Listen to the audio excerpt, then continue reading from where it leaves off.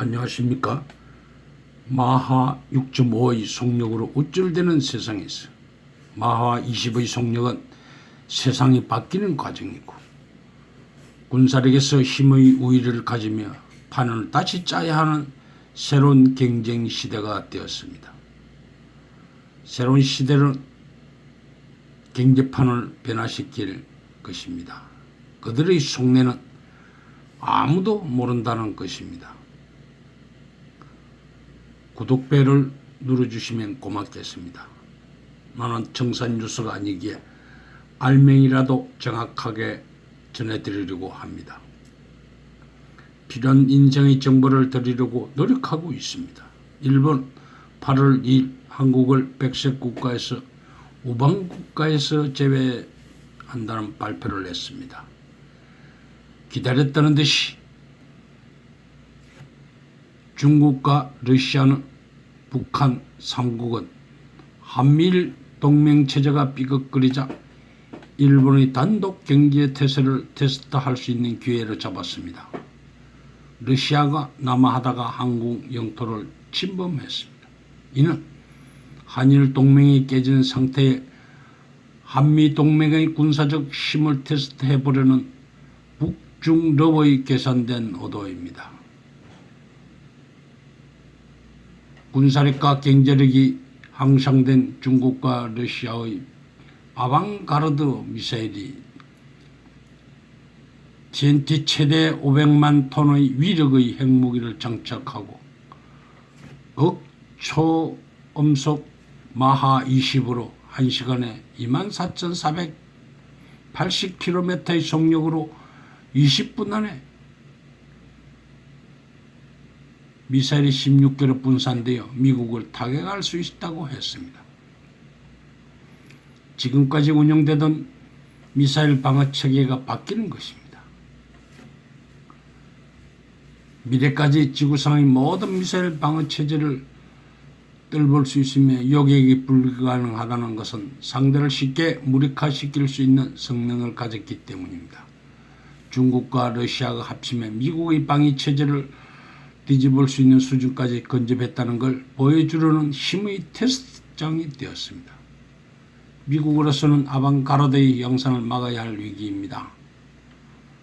세계는 마하 10의 미사일 연구에 매달려 있지만 러시아는 마하 20을 생산하는 그 단계로 거기에 원자력 핵 추진을 달고 우주 무한대로 날려보내려고 준비하려는지도 모릅니다. 한일 공조가 깨진 상태에 중국과 러시아가 공동으로 일본이 한국으로부터 미소지와 정보를 얻지 못하는 가정하에 생각구 열도를 불시에 공격하는 가상훈련을 실시했습니다.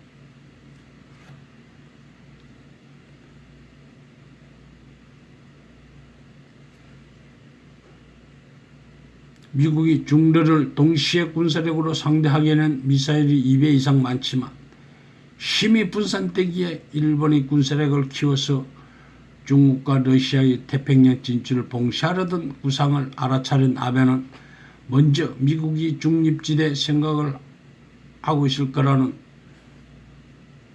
엉뚱한 발상으로 한국을 무너뜨리려는 야비한 술수를 부렸습니다. 미국보다 아래에 있다고 생각했던 중국과 러시아는 태평양 해상과 공중 제공권을 확보하기 위해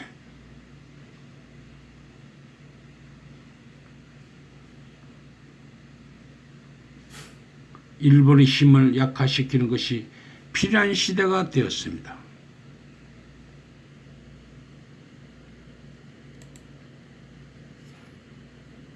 일본 열도와 senkaku 열도를 중러 폭격기들이 가상 폭격을 하려 지나다니면서 일본의 의도를 숨기기 위해 한국 영공을 들어왔다고 알렸습니다. 러시아는 미국 본토까지 초고속 미사일을 쏠 수 있게 몇 분 안에 러일 전쟁의 안가품을 할 수 있습니다. 러일 전쟁이 적기에 중일 전쟁에서도 진 러시아와 중국은 언젠가 한 번은 새로운 전략으로 동시에 일본과 전쟁을 하여 조상들의 원한을 풀어주기 위해 기회를 보고 있을 것입니다. 힘의 우위를 보여주도록 러시아가 미사일로 일본 열도로 쏴버리도록 충동질해 볼 만한 기회가 되었습니다. 중국과 러시아의 의도는 이것이라고 봅니다. 일본을 약소국으로 만든 후 태평양을 동시에 장악하여 미국의 태평양 함대가 유럽으로 돌아서 감이나 필리핀으로 갈지 모르는 국제정세를 두 나라가 장악할 구상을 하고 있을 것입니다.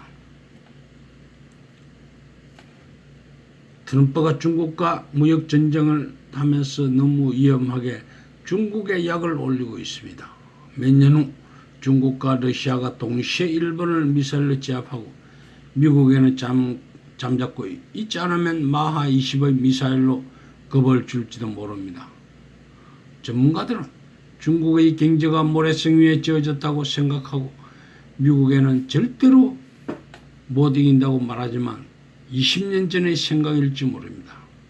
인구도 4배 이상 많으며 연구원도 4배 이상 많다고 가정해 본다면 그들은 뭘 준비하고 있는지 아무도 모를 것입니다. 30년 안에 도쿄가 직하 지진으로 가라앉거나 50만 톤의 아방그라드의 핵미사일로 맞아나 매 마찬가지라는 러시아의 생각일지 모릅니다. 군인 휴대폰을 사용하는 시대에 지 죽으려고 맨 먼저 적진에 뛰어들겠습니까? 미사일로 상대를 무력화시킨 후 휴대폰으로 전쟁 소식 전하면서 적진에 들어갈 시대가 되었습니다. 군대가 상륙할 필요도 없이 미사일로 방어하기도 하며 일본 열도가 쑥대밭이 될지도 모르는데 한가하게 백색 국가나 들먹이다가 도움받을 아군을 모두 등을 돌려버리게 만들었습니다. 일본 열도가 직하 지진으로 아수라장이 될 때 한국이 도와주지 않을 것이기에 일본이 외투류가 되는 길을 아베가 스스로 일본 국민들을 배반하는 짓을 자청하고 있습니다. 북한도 입으로는 한국을 떽떽거리지만 실제로는 일본 영토 방향으로 미사일 실험을 계속할 것이고 어느 날 일본이 잠자고 있을 때 일본 영토 바로 위로 북한 미사일이 지그재그식으로 날아다닐 것입니다. 그래야 일본과 협상 때 얻어낼 것이 무진장 많기 때문입니다. 북한은 날로 커지는 중러의 실력을 알고 쌍봉, 낙타 등에 편안히 올라타고 가려고 합니다. 개성공단에서 북한 동포에게 호주미 속에 따뜻하게 간직했던 초콜릿을 더 줄어든 남한의 동포를 본 것이기에 남한과 함께 경제력으로 가난을 이겨보고 싶은 그들의 생각입니다. 기다려주는 인내도 필요할 것입니다. 중국과 러시아는 일본의 군사력 능력을 보기 위한 의중을 숨기고자 한국 영토로 잠깐 침범했던 것입니다. 한국이 적극 반발하자 변명으로 넘어갔지만 한미일 동맹과 북중러의 힘의 균형이 변화를 주면서 동아시아의 세력 균형의 새반짝이에 돌입한 것 같아 보입니다. 한국의 여론을 주도하는 사람들은 방송에 나와서 영공을 침범당했다고 무능한 정부라고 아우성으로 말하면서 얼굴로 이빨로 돈 벌 생각을 하는데 중국과 러시아가 무엇이 아쉬워서 무슨 이익이 생긴다고 기름 소비해가면서 한국 영공으로 들어오겠습니까? 일본이 스텔스기를 100대를 구입하면서 1920년대 만들어서 진주만을 공격했던 항공모함을 계속 건조하여 자체적인 힘을 키운다는 것입니다. 중국과 러시아는 일본에게 스텔스기가 비행장에서 이륙하기 전에 무력화시킬 무기가 있다는 걸 경고를 준 것이고 일본이 어떤 대응을 하는지 한번 실험해보고자 먼 거리를 보라듯이 날아다닌 것입니다. 일본과 한국은 그들의 깊은 숨은 전략을 아는 순간 중국과 러시아가 합동작전을 펼치는 걸 보면서 세계 전략 판도는 변해간다는 걸 보고 무슨 생각을 해봅니다.